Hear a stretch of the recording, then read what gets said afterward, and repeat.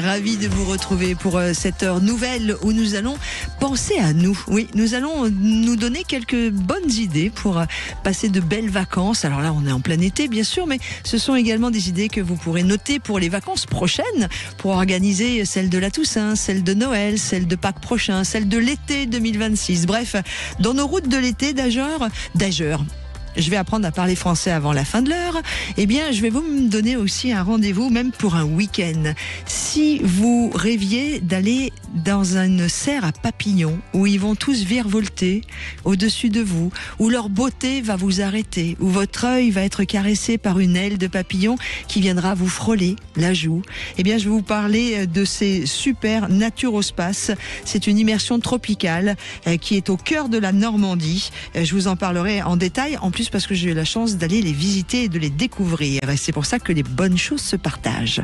Tiens, partager, tel est là le bon mot de notre premier sujet des dossiers de l'été. Ça vous est déjà arrivé de prêter votre maison en empruntant celle d'un autre?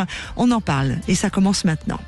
Sud Radio, le dossier de l'été. Et si cette année vos vacances ne vous coûtaient presque rien? Enfin, un hébergement, en tout cas, vous n'aurez rien à payer. L'échange de maison promet des semaines de voyage en toute authenticité, sans payer un hôtel, et rencontre de plus en plus de succès. Parce que c'est vrai que éviter les hôtels hors de prix, vivre comme un local, faire des économies, bien sûr, cet échange de maison séduit de plus en plus de vacanciers. Mais derrière cette tendance, la formule a-t-elle vraiment du bon, Théo Ampaillac? Dormir dans le lit de quelqu'un d'autre pendant qu'il dort dans le vôtre, c'est le principe simple et économique de l'échange de maison. En France, près de 180 000 personnes y ont recours chaque année, notamment via des plateformes comme Home Exchange, Intervac ou HomeLink. Le principal atout, c'est évidemment le prix. Vous n'avez plus de frais d'hébergement et souvent sur place, vous avez tout ce que vous voulez à disposition, une cuisine, une télé, des jouets pour les enfants, un jardin, etc., etc. On voyage vraiment comme à la maison. Mais attention, ce modèle repose sur la confiance. Certains craignent pour leurs objets personnels, d'autres doutent les mauvaises surprises à leur arrivée. Alors, bonne ou mauvaise idée, à vous de voir, mais pour beaucoup, l'échange de maison, c'est l'idée d'un tourisme plus humain et surtout moins cher. Merci beaucoup Théo Ampaillac, le journaliste de Sud Radio également. Pour en parler de ce phénomène des échanges de maisons pendant les vacances, bonne ou mauvaise idée, nous allons recevoir 3 invités, mais vous surtout, est-ce que vous avez déjà échangé votre maison? Est-ce que ça a été une très bonne expérience ou peut-être un petit peu moins bien? Venez nous raconter comment et pourquoi vous êtes venu à échanger votre maison. Est-ce que vous avez vécu au 0826 300 300? Zach vous accueille également au standard. Nous sommes avec Charles-Édouard Girard, qui est cofondateur de Home Exchange. Bonjour Charles-Édouard. Bonjour. Nous avons également Jonathan Belaïch, qui est avocat fondateur du cabinet Goldwyn, et on va lui poser plein de questions aussi un peu juridiques sur ces questions-là. Bonjour. Bonjour. Bonjour maître. Et nous avons, et je vais lui donner la parole tout de suite, Sandra, qui est au 0826 300 300, qui échange sa maison pendant ses vacances. Elle va nous permettre d'ouvrir le sujet. Bonjour Sandra.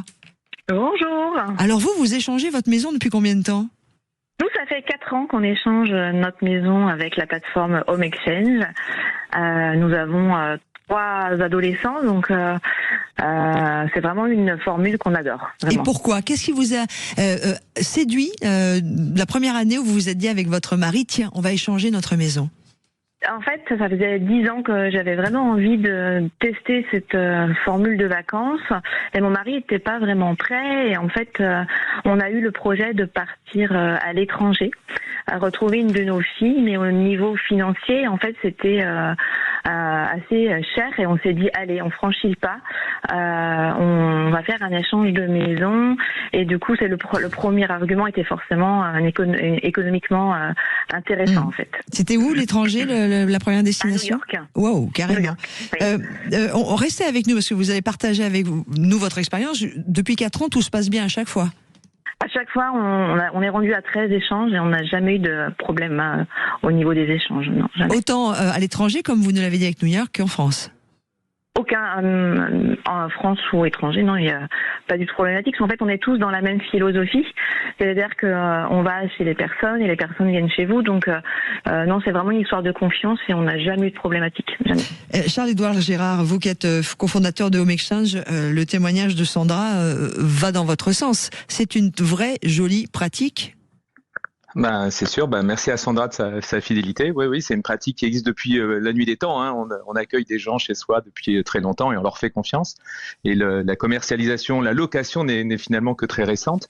Et oui, oui, c'est une pratique qui fonctionne très très bien et dans lequel la base de l'histoire reste quand même comme l'a dit Sandra, de la confiance et de faire venir des gens chez soi.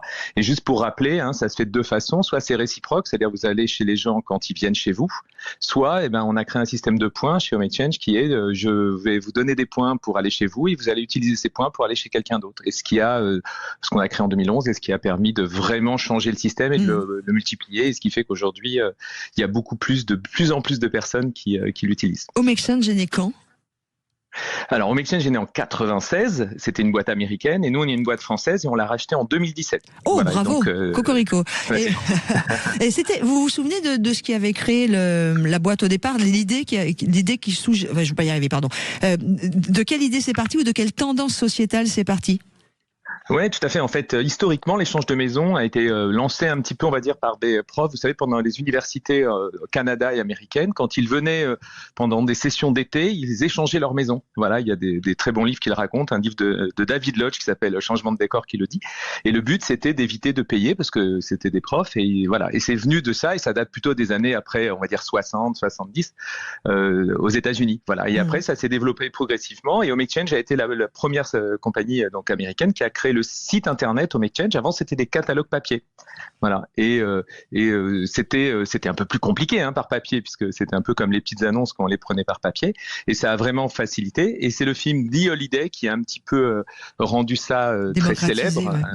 Voilà, qui a rendu ça très célèbre parce que c'était des stars qui le faisaient entre eux et qui vivaient des expériences que vivent un peu tous nos membres qui sont assez formidables. Alors c'est vrai qu'on va pouvoir développer tout cela d'ici la fin de notre rendez-vous, mais on va tout de suite aussi mettre les pieds dans le plat. Je vais m'appeler comme ça maintenant, moi, pieds dans le plat. Il y a pas mal de réactions d'ailleurs sur la page Facebook. On a Martine qui dit perso, je ne le ferai pas. Il y a Brigitte qui dit il y en a qui se sont fait squatter leur maison comme ça. Je vais tout de suite donner la parole à Jonathan Belaïch qui est avocat, qui est avec nous également, avocat fondateur du cabinet Goldwyn. Évidemment, quand on parle d'échange de maison, maître, oui, on a des craintes, on a des peurs. Comment ça fonctionne en termes juridiques ? Bon, déjà, la première chose qu'il faut savoir, c'est que normalement, dans un contrat de bail, il faut qu'il y ait une occupation personnelle et on doit assurer une jouissance paisible. Et du coup, je pense que la première des choses que les gens ne savent pas, c'est que si jamais déjà le bailleur était amené à être informé de ça, ça pourrait être une cause de résiliation du bail. Sauf que informé de quoi, pardon ? Informé de quoi ? Informé que l'appartement que l'on a est occupé par une personne étrangère et qu'on s'en sert en cas d'un échange. Après, d'un point de vue pratico-pratique, le bailleur n'est jamais informé qu'on va échanger son appartement. C'est pour ça qu'il n'y a pas il n'y a pas vraiment de cas ou de précédents jurisprudentiels. Mais là, vous parlez de location. Excusez-moi, maître. Vous parlez de locataire. C'est si on est locataire de son logement. Alors, qu'on soit d'accord. Oui. Si vous êtes propriétaire de votre appartement, vous pouvez l'échanger sans aucune difficulté. Voilà. Maintenant, tout le monde n'est pas propriétaire de son appartement et il y a des gens qui vont échanger leur appartement alors qu'ils sont locataires. Donc, du coup, il doit y avoir un distinguo entre d'un côté ceux qui sont propriétaires et qui n'ont aucune limite pour pouvoir l'échanger et ceux qui ne sont que des simples locataires et qui ne peuvent en théorie pas le faire sans l'accord de leur bailleur. Sauf des cas qui sont bien précis. On a un cas qui est prévu dans la loi de 89. Ah, on a perdu Maître Belaïch, ça a coupé, donc on va le rappeler. Oui, voilà, comme ça en direct, on entend bien que ça a coupé. On vous rappelle Maître Belaïch, et puis vous allez pouvoir nous expliquer tout cela effectivement, parce que c'est... Ah, vous êtes revenu, Maître Belaïch ? Oui, je suis revenu. Désolé. Je vous disais que il y a comme évoqué précédemment le cas des propriétaires, les cas des locataires. Et concernant les locataires, en théorie, ce n'est pas possible sans l'accord de son bailleur. D'accord, ok, ça c'est important de le préciser maintenant. Et on va continuer sur ce qui gratte un peu et ce qui gêne un peu. Et je vous propose qu'on continue ensemble juste après la pause. C'est voilà, que se passe-t-il si ça se passe mal ? Bon, tout simplement. Et puis après on redonnera la parole bien sûr à Sandra, qui elle, a priori, elle est très heureuse après 13 échanges, donc il n'y a eu aucun souci. Et bien sûr, Charles-Édouard Girard, cofondateur de Home Exchange, qui nous parlera de ces fameux points, ou comment je peux m'inscrire, qu'est-ce qu'il faut vraiment que je mette sur le papier. Enfin, voilà, comment c'est aussi en termes d'assurance pris en compte. Peut-être d'ailleurs par Home Exchange eux-mêmes. Enfin voilà, on va tout décrypter. Vous n'hésitez pas, vous nous appelez 0826 300 300 si vous-même vous avez déjà échangé votre maison, ou si vous vous tâtez, vous vous posez des questions, venez poser les questions directement aussi à nos invités. À tout de suite sur Sud Radio. Sud Radio, le dossier de l'été. Et nous parlons avec vous de ces échanges de maisons pendant les vacances. Est-ce une bonne ou une mauvaise idée? Avec nos invités, Charles-Édouard Girard, qui est cofondateur de Home Exchange, Sandra, qui est avec nous pour témoigner. On a Hervé aussi qui nous attend au 0826 300 300 au standard de Sud Radio pour en parler également. Et puis nous sommes aussi avec Maître Belaïch, avocat fondateur du cabinet Goldwyn, pour vraiment faire un plan total du plus ou du moins de louer ces maisons ou de les échanger. Charles-Édouard, vous qui êtes cofondateur de Home Exchange, avant d'accueillir Hervé au standard de Sud Radio, on a vu avec Maître Belaïch, effectivement, qu'il y avait quand même des choses, il fallait faire attention. Il y a des choses qu'on a le droit de faire ou pas faire si on est propriétaire ou locataire, comme demander l'autorisation à son propriétaire. Est-ce que vous proposez une assurance auprès de Home Exchange s'il se passe quoi que ce soit? Et d'ailleurs, est-ce que dans l'histoire de Home Exchange depuis 1996 et particulièrement depuis 2017 où vous avez racheté la société, il y a eu des cas un peu difficiles? En toute transparence. En toute transparence, je vais vous dire toute la vérité. Alors, il y a des stats. Non, en fait, ça se passe dans 0,03 cas. Il peut y avoir des petits incidents, voilà. Et pour répondre d'abord à votre première question, qui était est-ce qu'il y a une assurance? Alors, on n'appelle pas ça comme ça parce que comme on fait des échanges dans plus de 140 pays, il faudrait être, et l'assurance est réglementée dans chacun de ces pays. On appelle ça des garanties, donc qui sont liées qu'à nous, voilà, donc on est un peu notre propre assureur, mais on n'utilise pas ce mot-là. Mais oui, bien sûr, en cas de problème, il y a juste une franchise de 500 €. Et ensuite, tout ce qui se passe au-dessus, avec des justificatifs, nous, on s'occupe de les rembourser. Voilà. Et tout simplement parce que si on voulait développer l'échange de maisons, souvent c'est... alors pour vous répondre, il y a eu des cas, embêtants. Voilà, c'est jamais très grave. On n'a jamais eu, par exemple, on a une certaine somme d'argent qui est réservée au cas de gros problèmes du style un incendie qui n'a jamais eu lieu. Voilà, mais il y a cette éventualité de ce risque-là un jour. Mais voilà, mais c'est jamais intentionnel. Ce qu'il faut savoir, c'est qu'on vérifie tous les profils, c'est-à-dire que chaque personne doit envoyer un justificatif d'identité et de domicile pour le faire. Et ensuite, on a un algorithme d'intelligence artificielle qui va vérifier les photos, qui va vérifier les profils, qui va vérifier les personnes qu'il y a dedans, juste pour être sûr que c'est pas des profils inventés. Mais on est peu concerné par ce genre de choses, tout simplement parce qu'il n'y a pas d'argent à se faire. Vous voyez, dans la location, il y a beaucoup plus de problèmes parce que si vous faites une fausse location, vous allez gagner 2000, 3000, 500, 1000 € de la semaine à faire croire que vous existez. Nous, en fait, comme il n'y a aucun échange d'argent entre les personnes, la seule possibilité, c'est d'essayer de faire croire qu'il faut leur payer quelque chose. Et en fait, comme il n'y a rien à payer, on dit bien à tout le monde de jamais payer quoi que ce soit à une autre personne dans la plateforme. C'est pas la seule personne que vous payez, c'est nous pour avoir accès à l'ensemble des annonces. Oui. Mais sinon, voilà. Et pour vous dire, c'est vraiment très rare, tout simplement parce que comme vous êtes invité chez les gens, le rapport que vous avez au lieu est très différent que dans de la location. Voilà, le fait de payer, vous avez l'impression que tout vous est dû. Voilà, et le fait d'être invité change beaucoup de choses dans le respect que vous avez sur le lieu. On a Hervé qui est avec nous au 0826 300 300. Bonjour Hervé. Bonjour.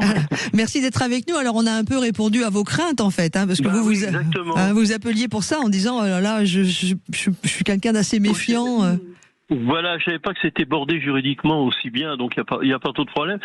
Mon seul problème, ce serait moi-même, parce que si vous voulez, faut donner une maison quand même qui est bien rangée, quoi. Voilà, c'est ça le problème. Joli.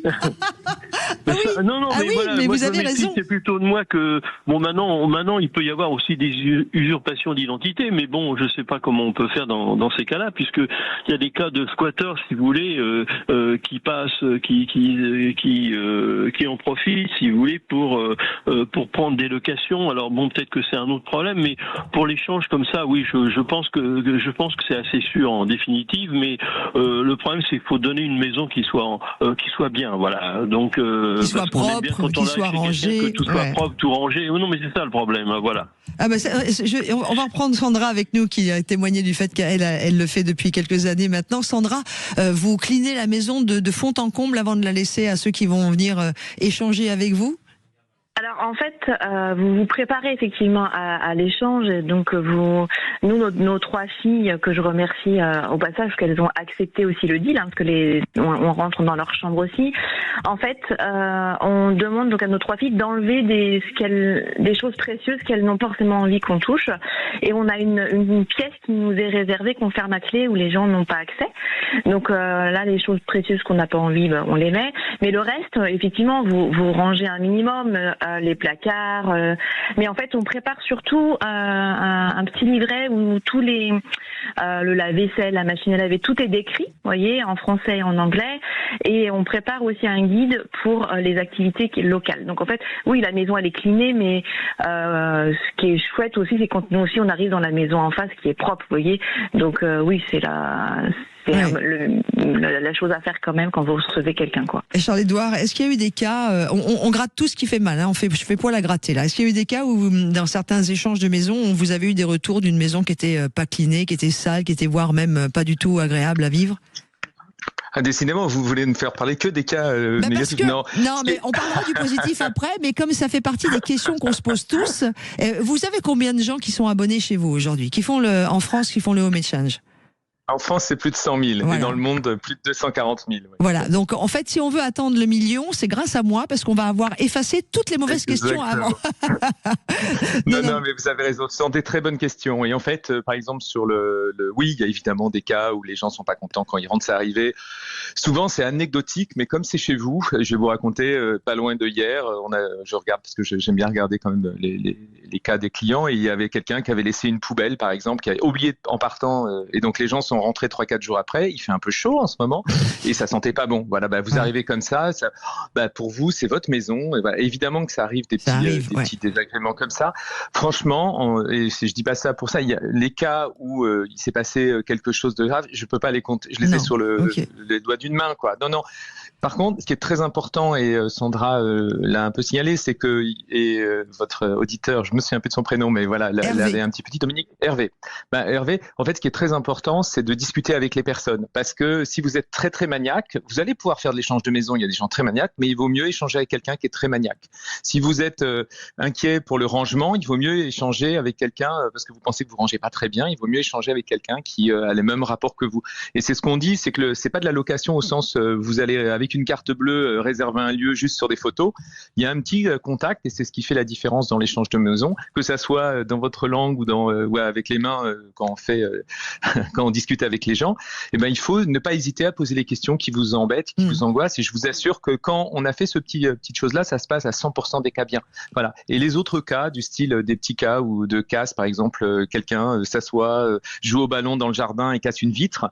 Ça fait partie de la vie de n'importe quelle personne. Et ça, on est là pour assurer ce genre de petits dommages. Très bien. Alors, on va parler dans quelques instants, promis, que du côté positif des choses. Je vais, avant de libérer Maître Belaïch, avocat fondateur du cabinet Goldwyn, juste lui poser une question. Si après échange de ma maison, j'ai quelque chose qui va pas bien du tout, comment je peux me défendre? Écoutez, toute la problématique, elle va être essentiellement probatoire. Donc dans le meilleur des scénarios, il faudra avoir un état des lieux et d'entrée avec un constat d'huissier qui permettrait de démontrer que vous avez mis à disposition votre logement dans un bon état. Mais en réalité, la plupart des gens ne le font pas. Donc si jamais ça se passe mal, vous allez avoir le premier problème, ça va être de prouver que c'est de la faute de la personne qui a récupéré votre logement. Si jamais vous réussissez à obtenir cette preuve, qui que c'est lui qui vous a dégradé, saccagé, abîmé votre logement, là, vous seriez en mesure de pouvoir l'attaquer parce qu'on a des principes de responsabilité qui permettent d'attaquer la personne. Et si la personne a une responsabilité civile, il sera même possible de faire jouer sa garantie responsabilité civile. D'accord. Mais encore une fois, toute la problématique, c'est de prouver que la personne est à l'origine du désordre. Si jamais vous n'apportez pas cette preuve, il va être quasiment impossible de lui faire supporter des frais de détérioration, de dégradation. Après, pour clôturer le propos et pour confirmer ce qu'a dit le fondateur de la société qui est avec nous aujourd'hui, Charles-Édouard Gérard, il n'y a pas aujourd'hui de contentieux comme en matière de location saisonnière. Il n'y a pas de précédent jurisprudentiel. On n'a pas affaire à un marché que j'estime, en tout cas moi à mon niveau, à risque. Et on a quand même des statistiques au niveau judiciaire de ce qui peut se passer. Il n'y a pas de contentieux judiciaire sur ce type. Donc ça veut dire ça veut dire que ça se passe plutôt bien depuis 96 où ça a été créé d'abord aux États-Unis et puis racheté en France. Ça se passe même plutôt carrément très bien. Oui, parce qu'encore une fois, comme on vous l'a indiqué, il n'y a pas toute cette dimension financière et il faut savoir que le fait d'échanger son appartement ou sa maison, ça laisse aussi une garantie. Lorsque vous faites une simple location saisonnière, vous n'allez pas laisser une garantie à la personne à qui vous allez louer. Là, en l'occurrence, on parle d'échange. Donc, qui dit échange, c'est un peu, juridiquement, c'est pas ce qu'on va appeler une sûreté ou une hypothèque, mais en réalité, ça a un peu les mêmes effets. Ça veut dire que lorsque vous allez échanger quelque chose avec quelqu'un, vous voulez pas que la personne à qui vous allez échanger, vous fasse quelque chose qui ne va pas vous plaire. Donc, on n'a pas envie de subir.